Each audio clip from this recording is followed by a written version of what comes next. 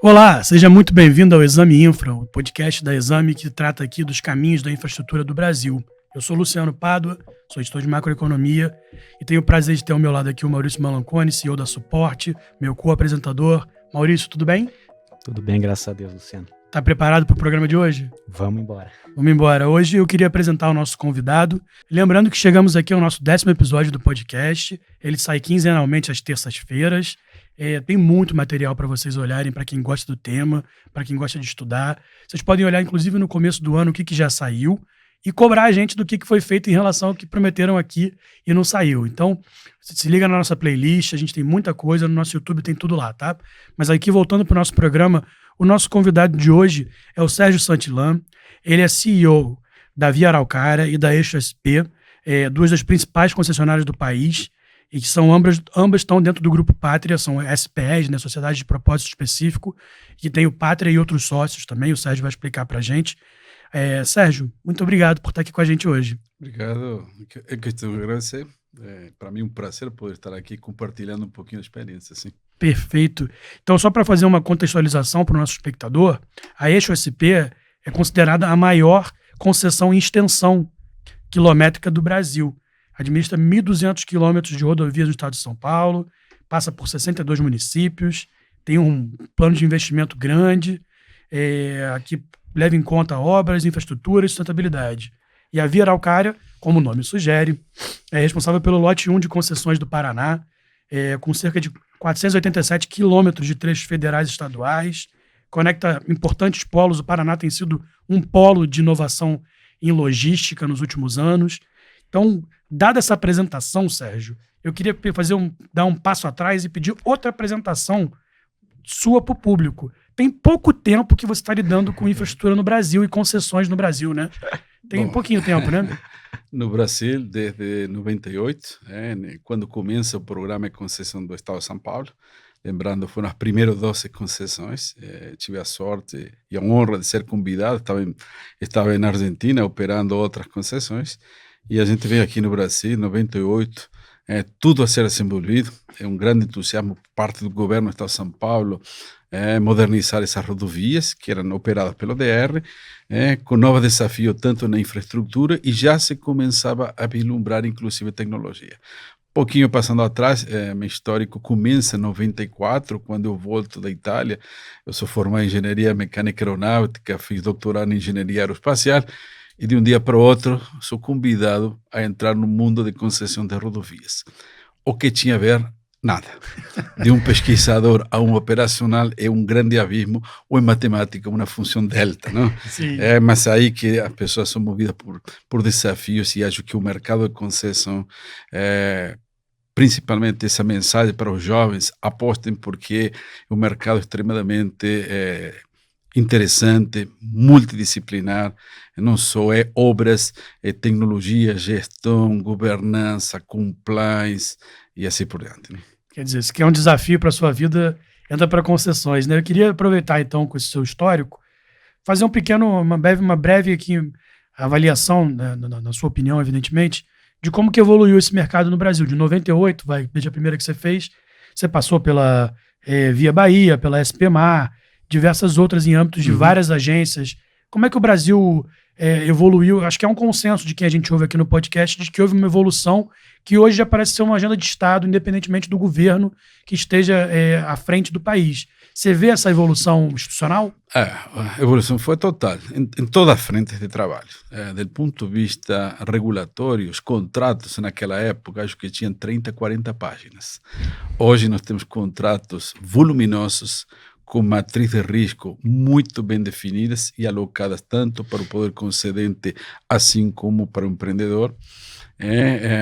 A tecnologia se introduz em cada fase dos programas, e como você falou bem, hoje uma agenda a nível Brasil, independente se um lançamento no Estado, a tecnologia sempre foi colocada como um elemento desafiador, em muitos casos, comentamos antes de início dessa conversa, não existe tecnologia consolidada e ainda em fase de evolução, e foi colocado como um desafio, e as concessionárias têm reagido muito bem, têm corrido atrás e colocado isso em pé. Podemos falar mais para frente do que o sistema Wi-Fi, sistema de identificação de incidentes nos 1.200 quilômetros da eixo, é algo extraordinário.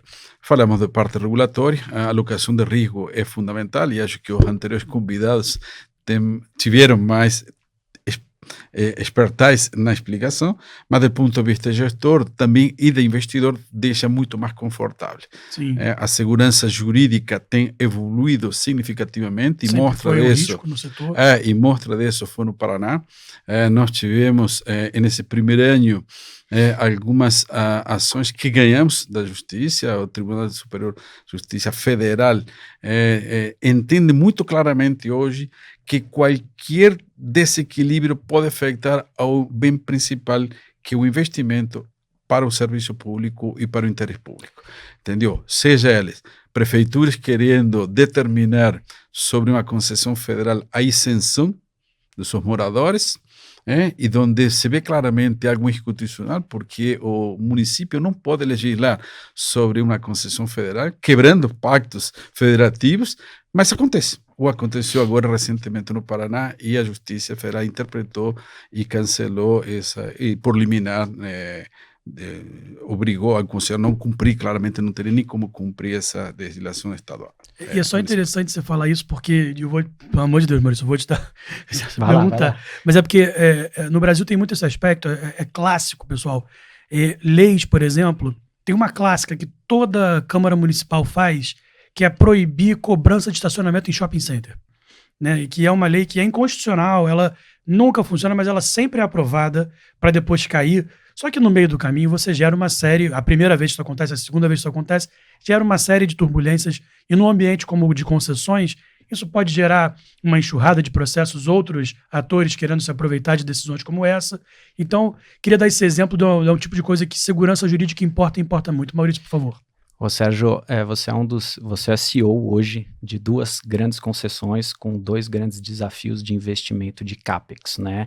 O grupo, a Eixo SP, no caso, quando foi o leilão, estava na casa de 14 bilhões de investimento, e agora o lote 1 do Paraná, mais 13,1 bilhões de investimento. Então, assim, o país como um todo já se estruturou, né? Tem evoluído ao longo desses 30 anos para construir contratos que tragam a atratividade de fundos para investir. O que você vê hoje, né, além desses desafios políticos, mas o que está faltando para que culturalmente a população entenda os benefícios que se advêm através dos investimentos das concessões? Infelizmente, processo de comunicação, muitas vezes somos falhos, ainda que com grandes investimentos ou despesas em publicidade, divulgação. Se vê muitas vezes, ainda hoje, no Paraná se chama a concessionária de pedágio, então associa-se muito a figura do pedágio e pouco aos benefícios que um programa traz. Você falou, são grandes investimentos que devem ser executados, tem ciclos, as modelagens, recentes modelagens têm constituído esses investimentos em ciclos. No caso da Eixo, são grandes ciclos, o primeiro é até o final do ano 7, posteriormente já no segundo ciclo, a partir do ano 20. Já no caso da Via Araucária, é concentrado 100% desse grande investimento em duplicações nos primeiros 7 anos, com entregas a partir do ano 3, 70 quilômetros, duplicações, que é um fluxo de entregas significativo. Mas ainda hoje, acho que a gente peca muito na forma de divulgar esses benefícios. Então, não é só objeto da concessionária em si, um programa de comunicação, mas desde a concepção de uma nova concessão, através dos deputados estaduais, deputados federais, a classe política e principalmente os stakeholders, que no caso de Paraná são muito ativos. Estou falando da contribuição que o movimento pró-Paraná tem com a sociedade paranaense.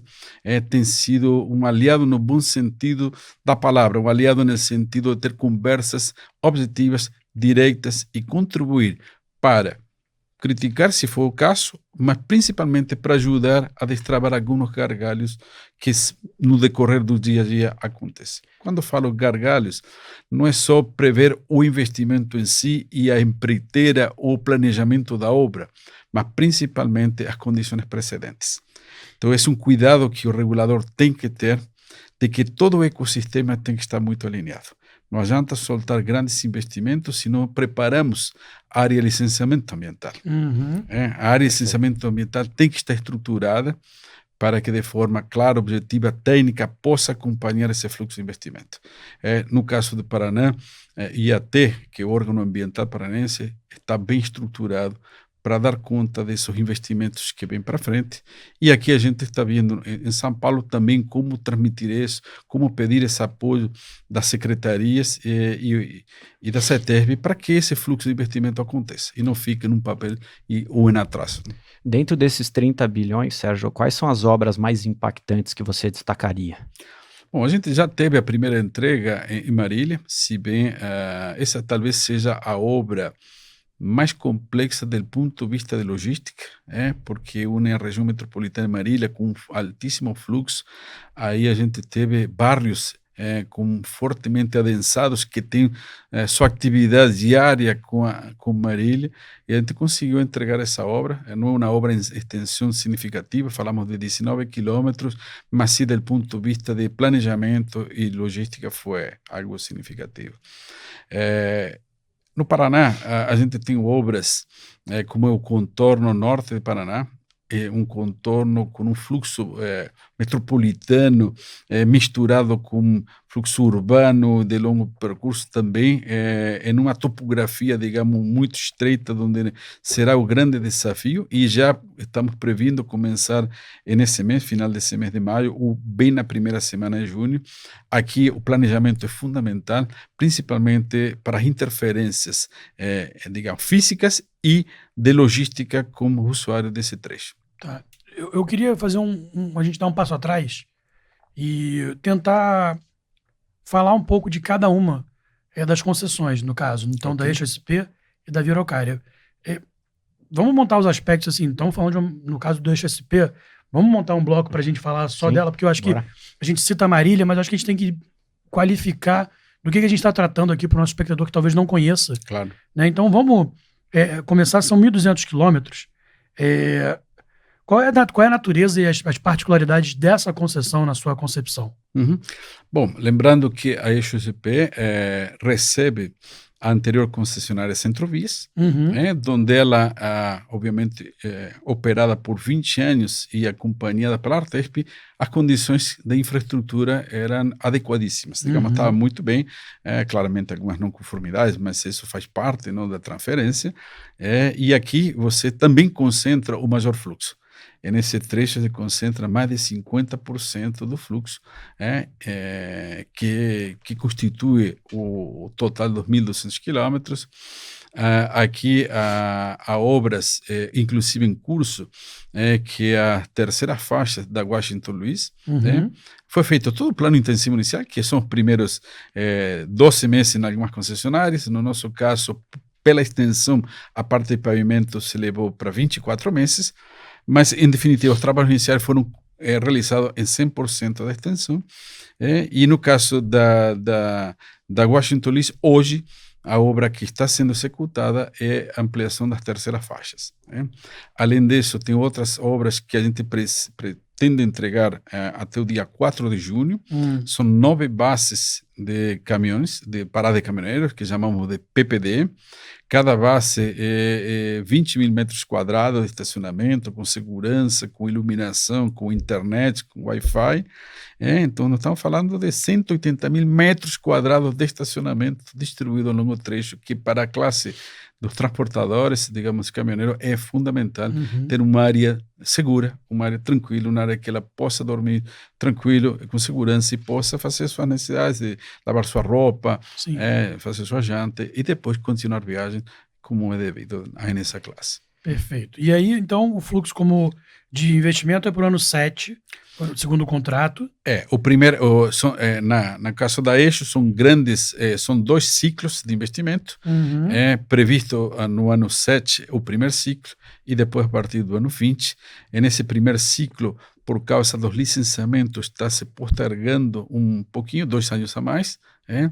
Licenciamento ambiental, no caso. Licenciamento ambiental, todos os projetos, a estratégia também do grupo sempre, assim como na Eixo e na Via Araucária, da contratação de todos os projetos de forma tal de reduzir o risco de um eventual apagão de projetista. Então, esse risco foi minimizado quando conseguimos contratar já todos os projetos muito evoluídos em projeto executivo e alguns já realizados, como o caso de Marília. Hoje, além da Washington Luiz, nós estamos com 2 trechos de obras de duplicação na região de Piracicaba, e em 2 dispositivos, duplicação até a Serra Santa Maria, e na região entre Assis e Martinópolis, 2 trechos de duplicação também, nesse momento para Iguaçu Paulista, e continuará até Martinópolis, com 2 trechos nessas rodovias. Ou seja, você tem uma experiência grande em implantação de novas concessões, né? E a Eixo teve a particularidade da pandemia. Conta um pouco para a gente como foi esse desafio. Esse foi um grande desafio. E acho que a coragem do investidor também, porque a gente não tinha assinado o contrato e essa pandemia se iniciou, e com todas aquelas repercussões que o mundo acompanhou, não? Inclusive aqui no Brasil, entendeu? Para o investidor foi uma tomada de decisão com um forte desafio, porque você pensava, vamos iniciar o contrato, não vamos iniciar, e a gente decidiu iniciar esse contrato. Tivemos que remodelar tudo. Pensando que operar 1.200 quilômetros no meio de uma pandemia, quando se pensa em recrutamento, você tem aquela grande dificuldade que você não tem o contato com aquela pessoa que você tem que entrevistar e treinar.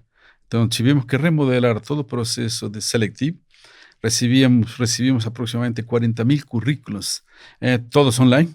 Nós tivemos que analisar eles, nós tivemos que contactar eles via Teams, via Zoom, e treinar, inclusive, porque normalmente quem é da área operacional sabe que os treinamentos são treinamentos com equipes grandes, muitas vezes feitos em prefeituras, em escolas, em entidades de classe que nos facilita.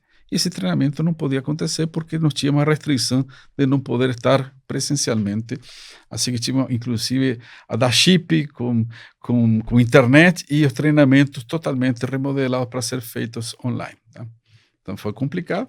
A contratação de obra aconteceu, conseguimos iniciar a operação a partir da Serra nos 1.200 quilômetros, com 32 bases operacionais, todas elas equipadas com ambulâncias, guinchos, caminhão-pipa, caminhão de apreensão de animais e a inspeção de tráfego, e principalmente já implantado antes do início da operação da 0 hora, todo o sistema de radiocomunicação, 1.220 quilômetros cobertos 100% de rádio para que as equipes pudessem ter conexão via o CCO que está em São Carlos. Não, entendi. Então, e aí uma das coisas que vocês têm feito também, e que acho que um dos grandes temas do setor, é Free Flow. Qual tem sido o resultado de Free Flow para vocês? Começou já a implementação? Todo mundo fala que é uma forma muito interessante, uma nova forma de lidar com pedágio, que sempre foi o risco de narrativa de opinião pública para uma concessão, afinal de contas. Ok, obrigado pela pergunta. Acho que essa é uma das áreas que eu mais participo, que eu gosto e acompanho, inclusive, desde 98, quando cheguei aqui no Brasil e quando idealizamos aquela operação que todo mundo conhece por Sem Parar, mas Sem Parar foi o produto comercial que definimos ao primeiro operador, mas todo mundo conhece. Lembrando que no começo a experiência em pedágio eletrônico 98 já era na ponte Rio-Niterói. Naquele momento a ponte tinha pistas exclusivas de pedágio eletrônico, pista dedicada, com a tecnologia americana, Antec, protocolo fechado, e o conceito do primeiro desafio aqui está em São Paulo, que foi muito assertivo, foi na palavra-chave interoperabilidade. Eu quero não abordar diretamente a tua pergunta, a provocação, vou chegar no Free Flow, sem dúvida. Vamos lá. Mas é muito importante trazer, se me permitir, um pouquinho essa experiência. Do histórico. Aquele histórico, lembrando, todo era pistas manuais, pouquíssima experiência em pedágio eletrônico, a Ponte foi a primeira, com uma empresa americana, protocolo fechado, e tínhamos cupons, DER e DERCE, para quem não sabe o que é, eram papel moeda. As empresas transportadoras iam para o DR, para a DERSA, compravam e transportavam, tinha que contratar as empresas de transporte de valores, levar esses papéis moeda às suas casas e fazer toda uma proteção e uma logística de distribuição disso. Imagina o custo operacional. Desse que era o voucher para poder passar no pedágio. Exatamente. Esse era papel moeda para ser recebido nas praças de pedágio. Além do estoque, além da segurança, do custo de custódia, eles distribuíam para cada motorista de caminhão esse papel moeda e no retorno de sua viagem a comprovação dos tickets das praças de pedágio. Quer dizer, dava tudo para dar errado, né? Era o que se tinha no momento. E claramente era um mercado paralelo de venda de cupons, de tickets, de praça de pedágio, e aí foi que por uma determinação regulatória e assertiva da implantação aqui no estado de São Paulo de um pedágio eletrônico interoperável. Aí foi que a gente, quando fala a gente, eu era diretor de operações da Via Norte, convida a Bosch e a Combitech para fazer o primeiro piloto de implantação de pedágio eletrônico interoperável com duas empresas europeias, Bosch e Combitech da Suécia, de forma tal de mostrar como poderiam duas tecnologias de diferentes casas interoperar e com isso permitir que o mercado tivesse competitividade. Lembrando que eu falei protocolo fechado e se compra dela e se morre nela. Uhum. Quando é protocolo aberto e interoperável, pode ter muitos mais fornecedores e a Europa tinha evoluído em um protocolo aberto, que é o CEN 278, onde mais de uma empresa, eram 5 na época, que poderiam fornecer essa tecnologia. Mas faltava alguém importante, o operador ou chamada Câmara de Compensação. Na época, 98, final 98, 99, convidamos ao Bradesco, a equipe do Bradesco Tecnologia, e montamos a primeira, sem parar, CGMP, o que chamar, mostrando como poderia operar esse modelo, e assim foi, e foi muito bem sucedido, porque se imaginava seguir o modelo argentino, que não deu certo, eu participei dele, onde cada concessionária tinha seu cliente e ela tinha que cobrar do seu cliente e repassar para outras. Imaginemos ao nível Brasil, isso é inviável. Sim. Operar, além dos custos de back-office, custos de gestão com cada um dos clientes. Então foi muito assertivo no final de 98, 99, quando contratamos a primeira operadora, naquele caso o Sem Parar, e aí foi caminhando o conceito de free flow, mas o conceito de free flow começa a ter sentido quando existe a legislação, quando existem algumas garantias de cobrir essa eventual inadimplência. Lembrando que o free flow, como sua palavra indica, não tem cancelas. E aqui que vem o grande desafio. Para aqueles que já têm TAC e quisieram continuar usando o TAC, é muito simples, a operação é exatamente igual à de hoje. Passa por debaixo de um pórtico, recebe e assim por diante. Mas o grande desafio hoje é garantir que esse usuário, que hoje não tem TAC e que será identificado seu veículo pela placa, possa fazer seu pagamento. Agora, o grande desafio a nível estadual e nacional é em criar um mecanismo, de novo, interoperável, para que o usuário possa pagar em qualquer parte e sua inadimplência reduza a zero ou muito próximo de zero. Infelizmente, começaram com ações isoladas, cada concessionária correr detrás dessa receita, cobrar dele, e aí traz um problema para o usuário. Muitas vezes ele desconhece o pórtico, muitas vezes nem sabe por que a concessionária está passando, e depois recebe uma multa, eventualmente, por descumprimento daqueles 15 dias inicialmente e hoje de 30 dias. O que está sendo proposto é de criar um mecanismo de forma tal que o usuário possa pagar em qualquer ponto, lotérica, supermercados, estacionamentos, sites, o que for, e que essa cobrança possa trazer todas as passagens a nível Brasil, digamos, independente de uma concessionária a outra. Acho que esse é o caminho que vai reduzir a inadimplência e vai dar uma maior tranquilidade, inclusive para o usuário.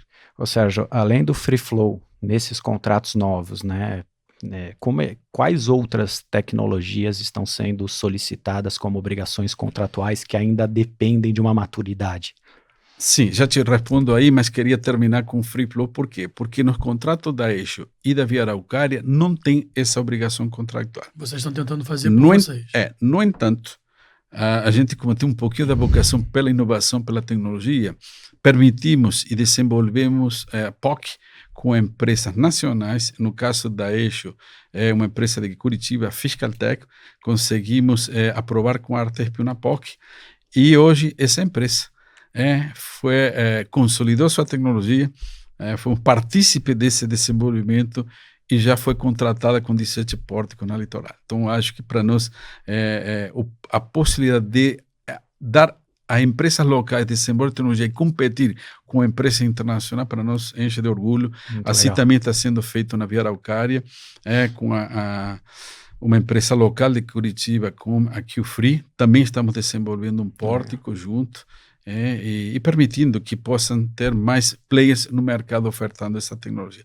Não temos obrigação, claramente que nós, dentro do grupo, se olha esse mercado, acho que uma tendência que não volta para trás, e que a gente, no momento certo, eventualmente vai fazer a proposta de reconvertir as tradicionais praças de pedágio para uma nova distribuição de pórtico ao longo da rodovia, de forma tal de que possa eventualmente se reduzir as tarifas pontuais e aumentar a base de pagante, como é o conceito moderno hoje que Perfeito. a Dutra vai trabalhar nesse ponto. Perfeito, mas eu tinha perguntado também de outros Você pontos. tinha perguntado de outras tecnologias? Quais outras tecnologias fazem parte das obrigações contratuais hoje, além do Free Flow? Sim, no caso da Eixo, nós tivemos a cobertura 100% do trecho por câmaras, implantamos 1.089 câmaras, todas elas com inteligência artificial, com sistema de detecção de incidente. Na própria câmara, ele roda um analítico de forma tal de identificar algum tipo de anomalia, seja ele veículo na contramão, pedestre, objeto na pista, fumaça, incêndio, e aí levanta esse alerta para o operador CCO, podendo dar um atendimento um pouco mais eficiente. Isso tem nos permitido, inclusive, de parar nossos veículos de inspeção de tráfego tradicionais, rotas, deixando em bases operacionais e só ser acionada quando eventualmente há necessidade.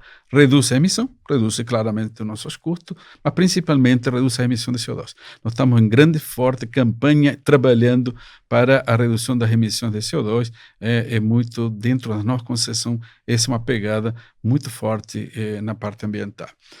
Também foi requisito da Eixo a implantação do sistema de Wi-Fi.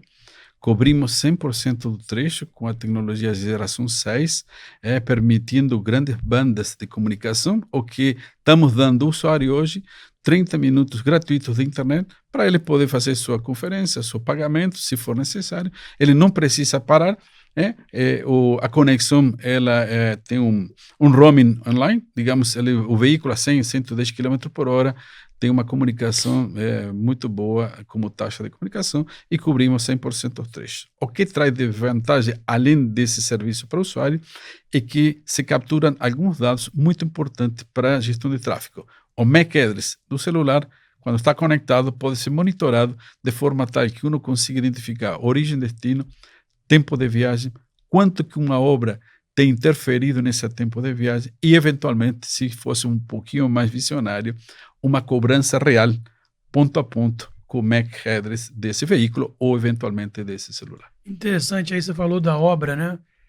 Você já tem um caso, algum elemento, um caso concreto de como vocês viram, não, poxa, nesse ponto, essa obra, a gente precisa fazer alguma coisa para diminuir retenção? É nesse aspecto que vocês usam essa tecnologia? Exatamente. Toda e qualquer intervenção tem que ser feito um plano de ocupação, aprovado pela Artesp. Estou agora falando de São Paulo, digamos, olha, essa obra, digamos, de recapeamento, vai ter uma retenção do fluxo, tempo máximo que permitido de atraso na obra são 10 minutos, e esse é um mecanismo para aferir se estamos fazendo a coisa certa.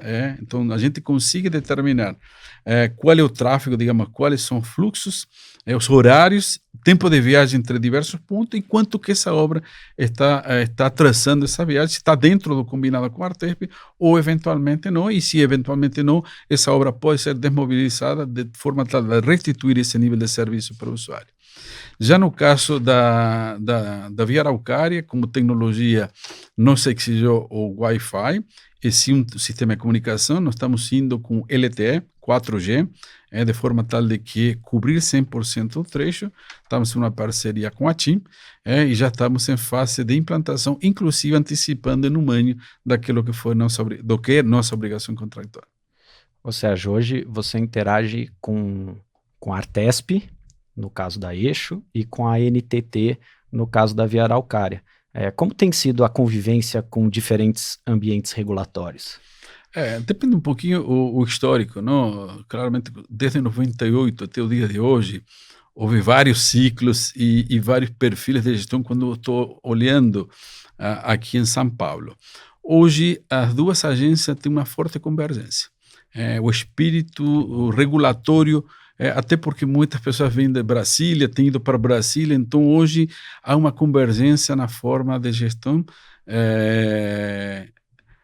estar muito próximo do concessionário em resolver problemas, e não na troca de documentos ou na judicialização dos problemas. É uma mudança pequena, mas gigantesca. Isso é fundamental. Essa mudança cultural que as novas agências, tanto da NTT, têm feito, como a Artesp está em fase de evolução. O André tem trazido uma nova gestão mais moderna, muito mais próxima do concessionário. De fato, anteontem tive reunião com ele e nós temos uma vez por mês abordando temas que entendemos que são necessários. Isso aproxima muito e principalmente não se perde de vista o foco principal, é o usuário, é destravar problemas. Porque judicializar é a coisa mais, digamos, mais desastrosa que pode ter um programa de concessões, não?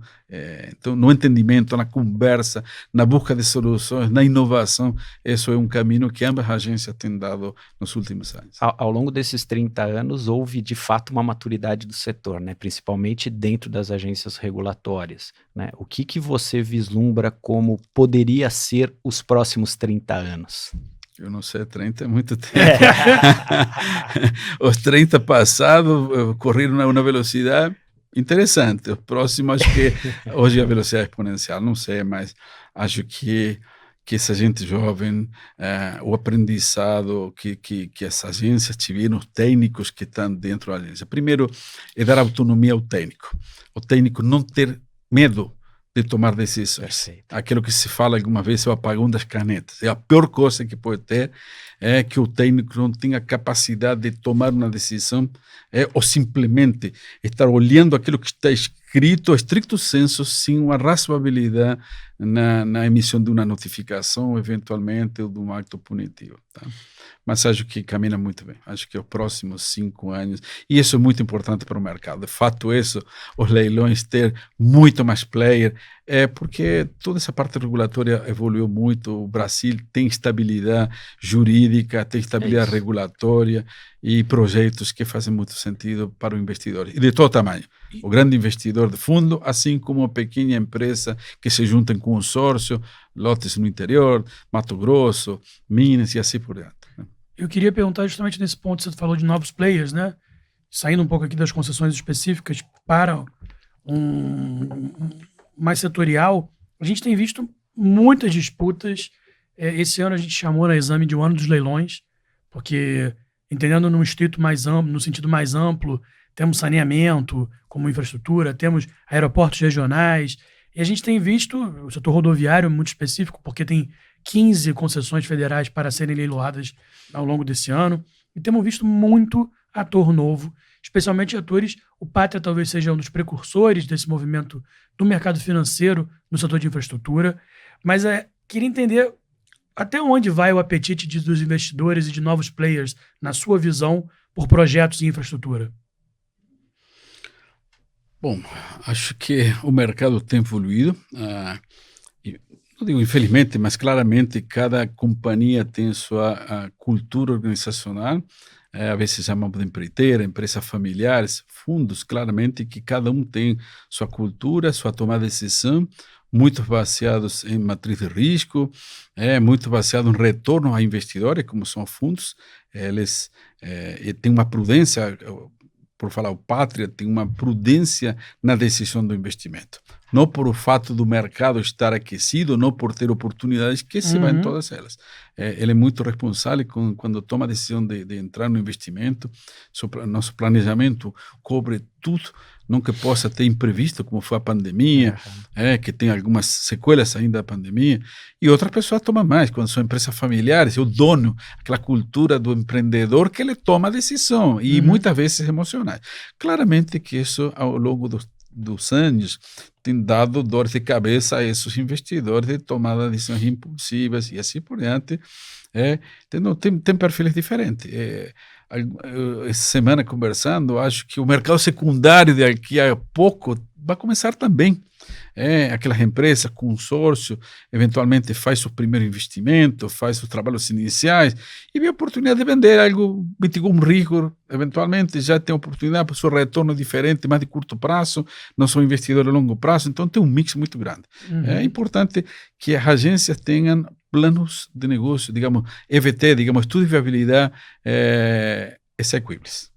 Entendi. Ou seja, ontem teve o leilão da Rota da Celulose, né, onde de fato tiveram 4 players, fundos de investimento participando, né? A Galápagos, que consagrou vencedora do leilão, mas também tinha a BTG, a XP e a Quineia.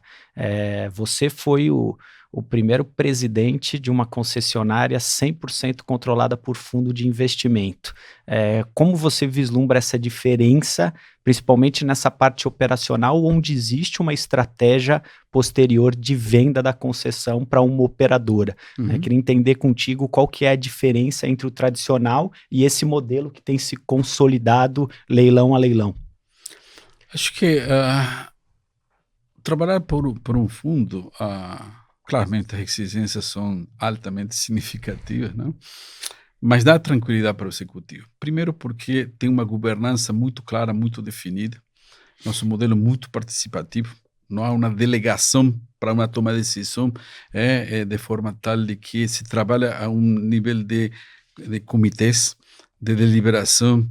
Não se aprova nada se não tivesse muito bem consolidado, demonstrado.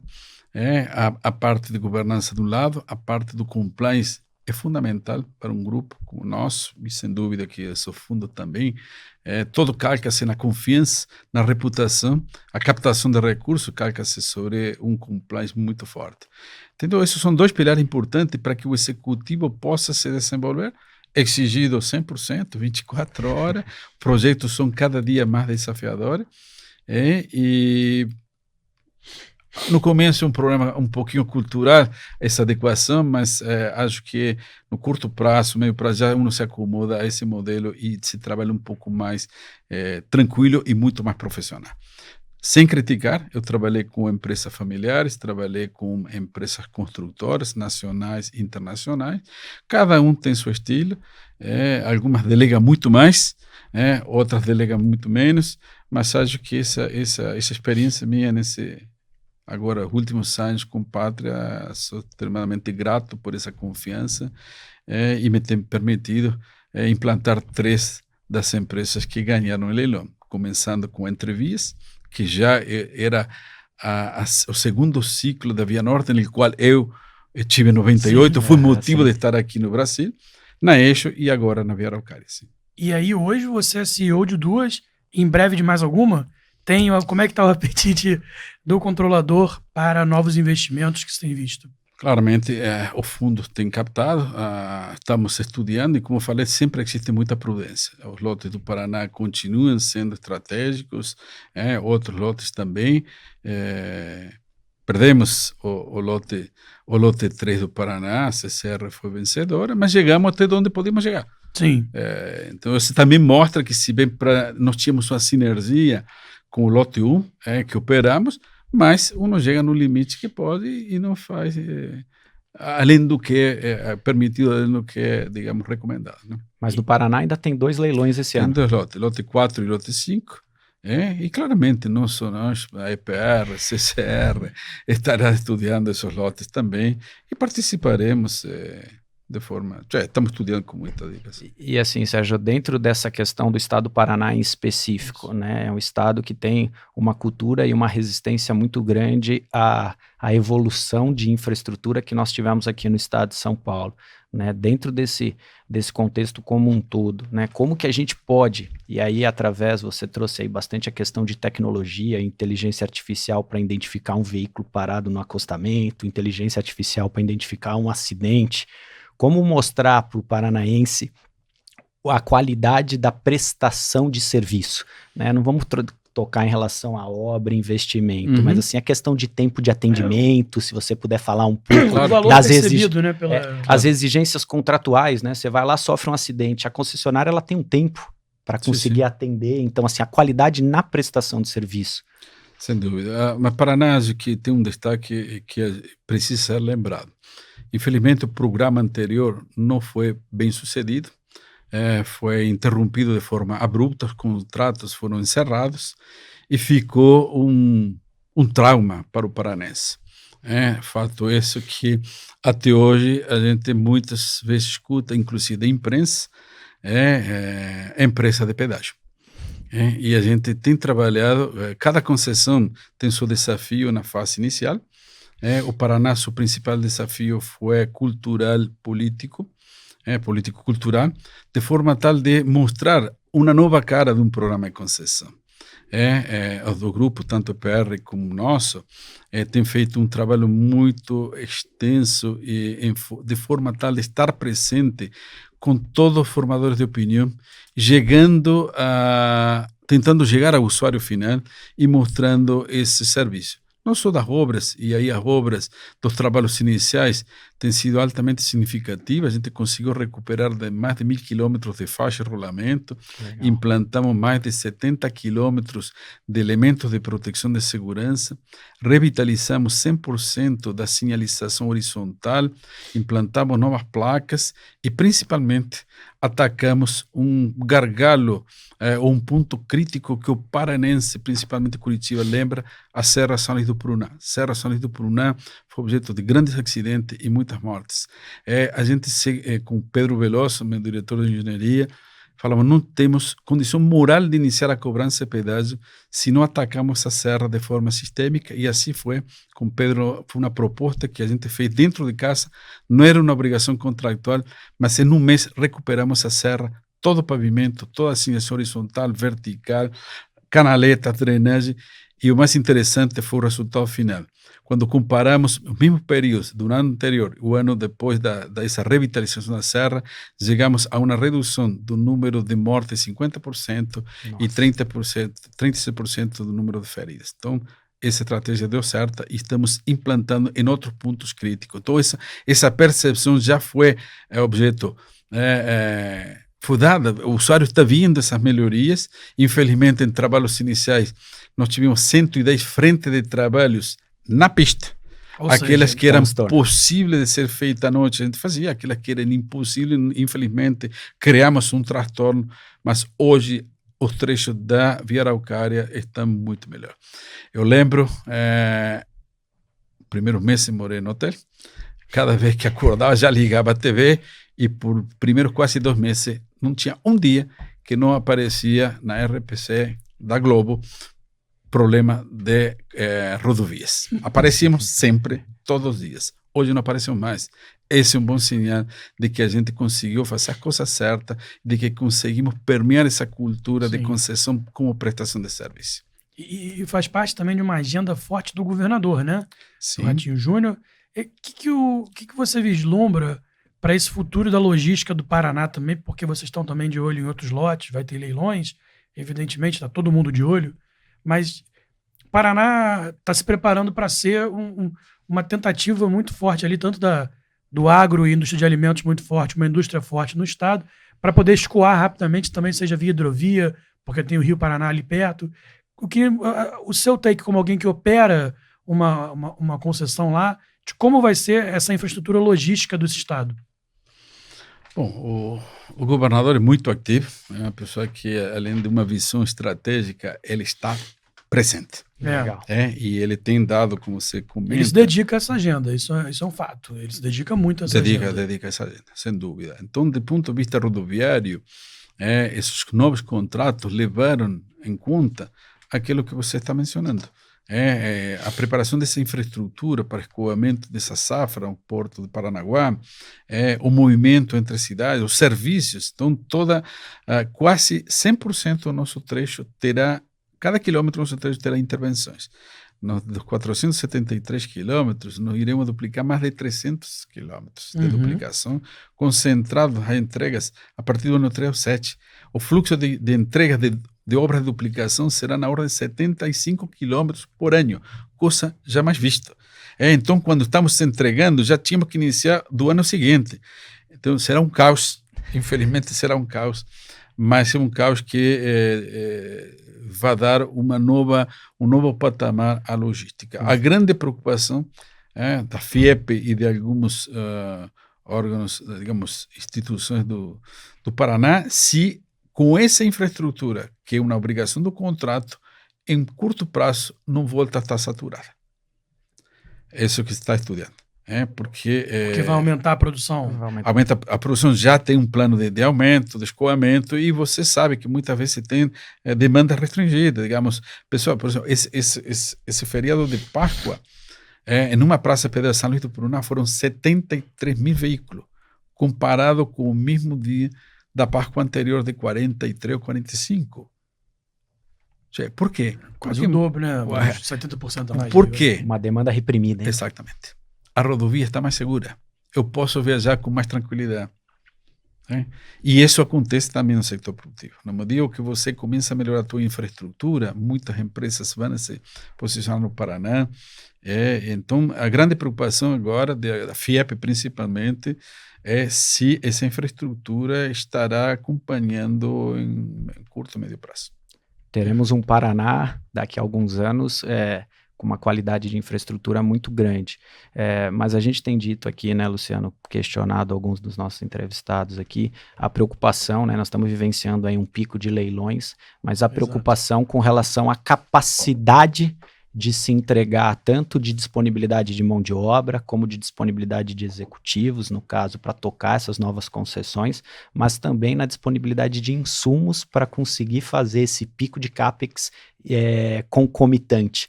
Como que você analisa esse cenário do mercado em si? Isso, já estamos vivendo esse problema. Então conta pra gente, Sérgio, conta pra gente. Tá difícil contratar? Está difícil contratar e está mão de obra e está difícil reter mão de obra. Principalmente Paraná, aqui também em São Paulo, na Eixo. Primeiro, a gente, por uma decisão estratégica, internalizou serviços que anteriormente eram feitos por terceiros. A conservação, por exemplo, internalizamos. Serviço que muitas vezes não era o perfil em si da concessionária, mas entendemos necessário ter a gestão desse serviço em alguns itens de relevância, como é a parte de sinalização, através de fábricas de placas. A gente tem fábricas de altíssima tecnologia, super modernas, que nos permitem não só garantir uma qualidade, mas sim um tempo de entrega muito mais rápido que se tivesse um contrato de terceiros, assim como a pintura também. Mas essa equipe de mão de obra está difícil reter. Primeiro, está difícil contratar. E está difícil reter porque está muito barato. A concorrência está alta, então, e muitas vezes também aquela cultura do colaborador pensar em médio e longo prazo, numa carreira hoje imediatista. Sim. Não está dando certo, não gostei muito do que falou, estou deixando a companhia de um dia para o outro. Não quer sofrer uma dificuldade, não quer passar por um momento de turbulência, às vezes, brinco, né? Os meninos, não, estou com psicólogo, estão chorando, e o Sérgio, 63 anos, pegando rodovia, indo para Iguaçu Paulista, voltando de Juba, indo para o Paraná no domingo à noite, é outra geração. E tem que entender essa geração. Exato, isso você fala porque é a geração que tem, né? Sim, a que nós temos. Então, é um problema que nós temos, precisamos entender e precisamos compatibilizar o nosso planejamento, nossa cultura organizacional com aquela de hoje, os meninos de hoje. Tá? Empresas construtoras cada vez, claramente, com mais demanda, elas também têm que acompanhar essa preparação, seja na parte de cultura, na parte de gestão, de planejamento, na parte de equipamento e no recrutamento de pessoas, tá?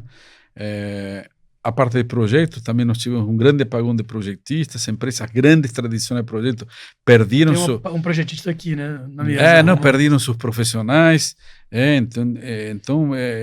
Essa oscilação, né, Santila, essa montanha-russa em termos de pico de serviço, a gente perdeu muito engenheiro para o mercado financeiro. Sem né? dúvida, sem então, dúvida. A gente tem feito essas provocações, principalmente com o Benini, a gente comentamos isso também com o Jorge Santoro, a importância de pensar a infraestrutura brasileira como uma política de Estado para tentar diminuir essa oscilação, porque quando você prepara, daqui a pouco vem uma crise e você perde muito essa capacidade de mão de obra, de empreiteiras, de construtoras, né? E a gente teve um passado recente aí, infelizmente, que a gente teve uma diminuição significativa de bons profissionais que tocavam por uma questão, enfim. Como você vê, né, essa questão dessa importância, tanto nas esferas estaduais, a gente vê concessões sendo modeladas em estado, esfera federal, a gente fez essa provocação com o Jorge Santoro aqui, com o Benini, da importância deles se reunirem, né, para que isso seja uma política mais macro, justamente para a gente não oscilar tanto, a gente vir subindo degrau a degrau, para que a gente tenha capacidade de fazer tudo que se precisa fazer em infraestrutura no nosso país. Né? Eu acho que a frente não é uma única frente de trabalho, acho que isso que está colocando a nível do governo federal e governos estaduais, fazer um planejamento desses leilões, desse estudo de viabilidade, mas em paralelo e de talvez maior importância é a preparação dos órgãos de licenciamento ambiental. Não adianta sonhar se depois não temos as condições de executar. Entendeu? O licenciamento é fundamental. Então, nós precisamos preparar os órgãos ambientais, estruturar eles de forma tal de que tenham capacidade de avaliação dos projetos e da celeridade que esses projetos merecem. Perfeito. Por outra parte, em paralelo às escolas, estou falando de universidades, institutos de engenharia, capacitação contínua desses profissionais, desses novos jovens engenheiros sem nenhuma experiência, e capacitar essa massa, ampliar essa capacitação, mostrar nas universidades que o ramo de infraestrutura é um ramo de importância, assim como também a tecnologia, segurança de informação, cybersecurity, IA. E olha, tem trabalho para ser feito no Brasil, né? De infraestrutura tem trabalho para ser feito. Tem trabalho, então aportar a longo prazo, inclusive, não só um boom, como falamos, oscilações, mas temos um caminho muito grande. São projetos de 30 anos, projetos altamente desafiadores de CAPEX e que tem que investir esses jovens, claramente, com preparação. E aí são as universidades que precisam ir os secretários de infra, os ministros, para motivar essas aulas, para motivar esses jovens a se dedicar ou apostar na parte de infraestrutura. Né? E eu imagino que para os engenheiros seja também um desafio bastante interessante, né? Porque é um desafio muito, de fato, de engenharia aplicada a condições naturais, a fazer uma série de equações. Mas eu queria trazer a questão do licenciamento ambiental, Maurício.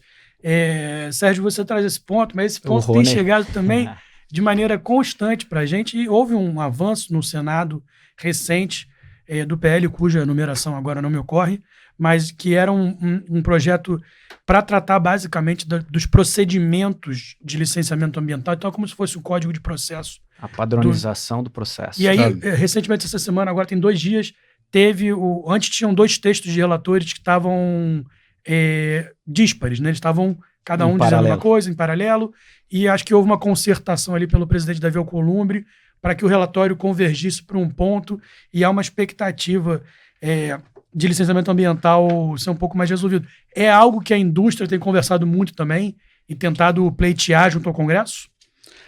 Bom, eu diretamente não estou muito no operacional. Estou muito no operacional. Não tenho para meu gosto, mas acho que... Preciso perguntar, né? Precisa colocar em pé essas casinhas, essas empresas, não, são muito novas, não? Então, sim. Mas sem dúvida que isso, principalmente, não é tanto pelo empreendedor, mas sim por programa de Estado. Sim, sim. Não adianta, como falei anteriormente, sonhar com grandes projetos, colocar seu volume de investimento, se não preparamos a base. Sim. E a base é na parte de licenciamento e na base de avaliação também dos projetos. Um passo na frente a Artesp tem feito com as certificadoras de projetos para projeto executivo, então isso tem dado maior celeridade. Se discute ainda se os projetos funcionais também não poderiam passar por certificadoras, entende-se a agência que isso é a alma do conceito do projeto, que não seria algo delegável, mas também, se for o caso e se demonstrado, poderia ser. Acho que também a gente tem proposto aqui na CETESB, na época, alguns anos atrás, quando iniciamos o projeto da Eixo e vimos o tamanho de desafio na parte de licenciamento, oferecer aquele conceito como a certificadora, empresas de apoio ao licenciamento. Sim. Empresas totalmente independentes, que podem ser o empreendedor bancar, digamos, o custo desse, se a CETESB não tiver, mas que prestem serviço pura e exclusivamente. Claramente, a prerrogativa da emissão do licenciamento, certo, é do órgão ambiental. Claro. Isso, trocamos uma ideia agora com o André Insper, recentemente, viu uma alternativa de uma colaboração entre a Artesp e a CETESB. Então, é um tema, sim, recorrente dos empreendedores, que vem como isso, talvez, um dos principais gargalos a resolver. O André será o nosso próximo entrevistado. Fazendo spoiler para quem nos assiste. Excelente. Mas assim, com a sua experiência, né, se ao longo desses 30 anos, e você vem da Argentina também, trabalhou na parte de concessões de rodovia fora do Brasil. O que o Brasil tem a aprender com o mercado internacional? Eu acho que o mercado internacional está olhando o Brasil. Olha só. Não, acho que sim. Como falei, acho que os contratos têm sido muito arrojados. Se bem começaram olhando as experiências, e a Argentina começou o programa antes que o Brasil, se olhou também a Europa, se olhou muito a Europa, se olhou os Estados Unidos, mas acho que o nível de aprendizado e a evolução dos contratos, e principalmente do mercado rodoviário, é altamente significativo. Quando a gente conta, às vezes, a terceiros, você faz tudo isso, exatamente, tudo isso. Que legal. E vamos fazer mais ainda. Entendeu? Eu acho que... e também a cultura do operador rodoviário, que se bem começou com empresas construtoras, e isso no mundo inteiro, na Espanha, na Itália, que deram origem ao programa de concessão de rodovia, foram empreiteiras, foram empresas, mas depois tem se profissionalizado e hoje são operadores, vem do fundo, vem de origem de gestão, entendeu? Então isso, e acho que nós estamos num momento muito certo, nós estamos num patamar altamente, digamos, qualificado e, como eu falei anteriormente, somos referência, sem dúvida. Que legal. Perfeito, e eu acho que resta para nós, brasileiros, esperamos que esse programa siga num entendimento, numa relação mais harmoniosa entre as partes, para que no final, como o Sérgio falou, a gente tenha uma movimentação de mercadorias, de pessoas, de bens mais eficiente, e que as coisas funcionem melhor e que o custo Brasil, esse temido custo Brasil, não passe pela infraestrutura. Sérgio, eu queria te agradecer, a gente está chegando aqui ao ponto final do nosso programa. Não sei se tem alguma coisa que você queira adicionar e agradecer pela sua presença. Bom, como falei anteriormente, quem tem que agradecer sou eu, não? A oportunidade de poder compartilhar um pouquinho da experiência desses anos, não? E da evolução do mercado de concessões.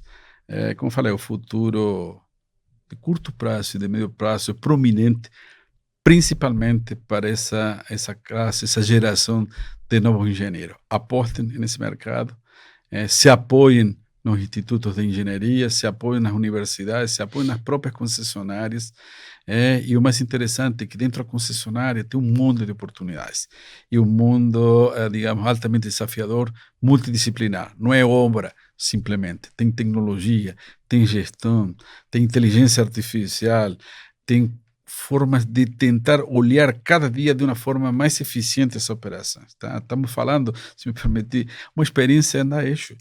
Os tratores de cortador de grama rodam com um equipamento de inteligência artificial em tempo real, trafegando dados pela rede Wi-Fi da concessionária, onde o tratorista indica, não passa por aqui, se já passou ou não deixa espaço, e por que o implemento está girando alta revolução, que custo de manutenção é maior, ou por que você parou, se não está o intervalo. Entendeu? olha aonde que chegou uma concessionária de rodovias que quando 20 e tantos anos atrás fazíamos tradicional corte de grama, cobramos pedágio e fazíamos algumas obras. Olha que nível você chega. Isso é muito interessante porque mostra o poder que a tecnologia tem, né, se a gente, se bem utilizada, para trazer mais eficiência às operações e a como a gente pode tornar todo esse processo de rodoviário, particularmente nesse caso, mais fluido e um desafio também interessante para a juventude que pensa que é só pedágio, essa é um pouco da coisa. Uhum. Sérgio, muito obrigado. Queria muito agradecer ao Maurício também. Maurício, obrigado mais uma vez pela parceria. Eu que agradeço. Foi um prazer ter o Sérgio com a gente hoje. E a gente quer agradecer especialmente a você, que que esteve com a gente aqui nesse episódio, que nos prestigiou com a sua audiência qualificada. Repito mais uma vez, se você gosta desses assuntos, gosta de falar de macroeconomia, de infraestrutura, de como o Brasil pode ser mais eficiente, mais produtivo, o Brasil possa também diminuir a sua desigualdade social, ser um país mais equânime, acompanhe a gente aqui no Exame, que a gente tem feito essas discussões estruturais sobre o país. A infraestrutura é uma delas. O que a gente precisa é transportar pessoas, bens, serviços de forma mais eficiente do ponto A para o ponto B. Então é o que a gente tenta discutir aqui com vocês. Já falamos sobre saneamento, já falamos sobre rodovias, ferrovias. Ficaremos de olho nos leilões que acontecem pelo país. Estamos aqui uma terça-feira sim, outra terça-feira não. A gente está publicando nosso episódio e aqui no YouTube, a gente também está no Spotify, também estamos no site da Exame, exame.com. Então siga a gente, acompanhe conosco, traremos aqui todos os principais players de infraestrutura do país até o final do ano. E é isso. Muito obrigado. Até a próxima.